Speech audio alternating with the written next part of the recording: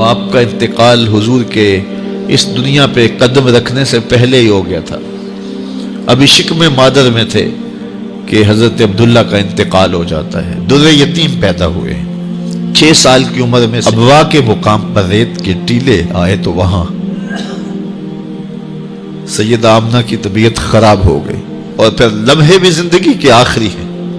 سیدہ آمنہ نے محسوس کر لیا کہ یہ میری آخری سانسیں.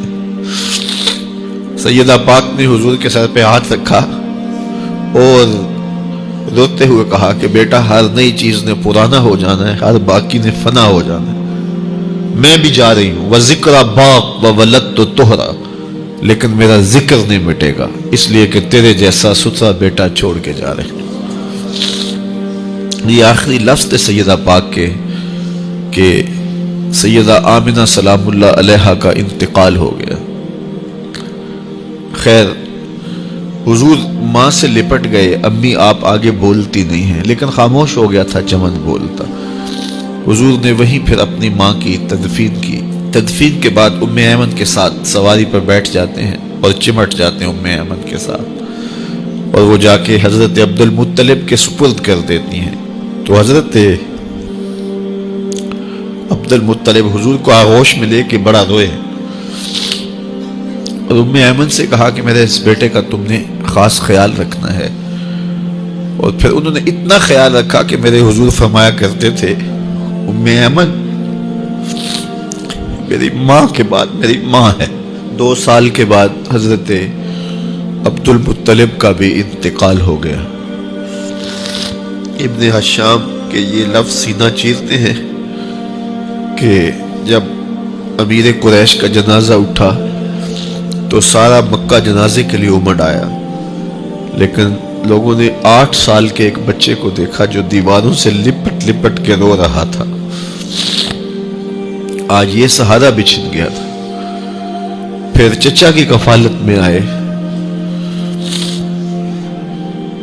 پھر ایک وقت آیا کہ وہ بھی اس دنیا کو چھوڑ گئے، اور اسی سال حضور کی اہلیہ کا انتقال بھی ہوا، اور اس سال کا نام عام الحزن، دکھوں کا سال رکھا.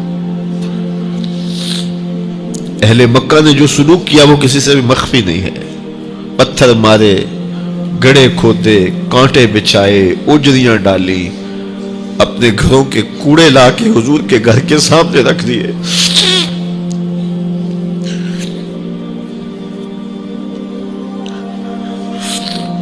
یہ کس چیز کی سزا دے رہے تھے میرے حضور کو؟ میرے حضور علیہ السلام نے پھر طائف کا سفر کیا کہ شاید وہ لوگ میری بات کو سن لیں، لیکن انہوں نے جو دردناک سلوک کیا وہ بھی تاریخ کا ایک انتہائی دردناک باب ہے.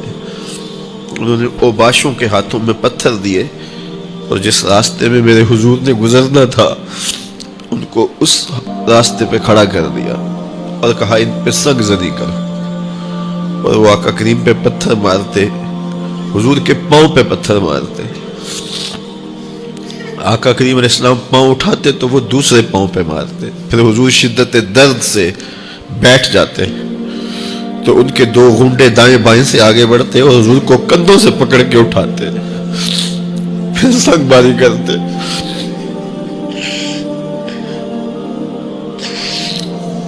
نالین حضور کے خون سے بھر گئے. عذاب کے فرشتے حضور کے پاس آئے کہ اگر آپ بد دعا بول دیں تو ابھی ہم ان پہاڑوں کو جوڑ دیتے ہیں اور یہ طائف کے لوگ پس جائیں گے. ان پہاڑوں کے درمیان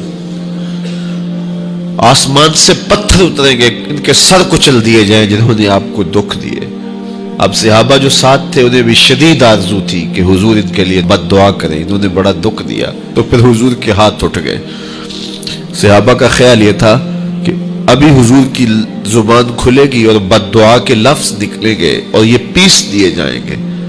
لیکن جب وہ لب کھلے، وہ پتلی پتلی گلے قدس کی پتیاں، وہ لبہائے دور جب کھلے تو لفظ کیا تھے؟ اے اللہ میری قوم کو ہدایت دے دے، یہ مجھے جانتی نہیں.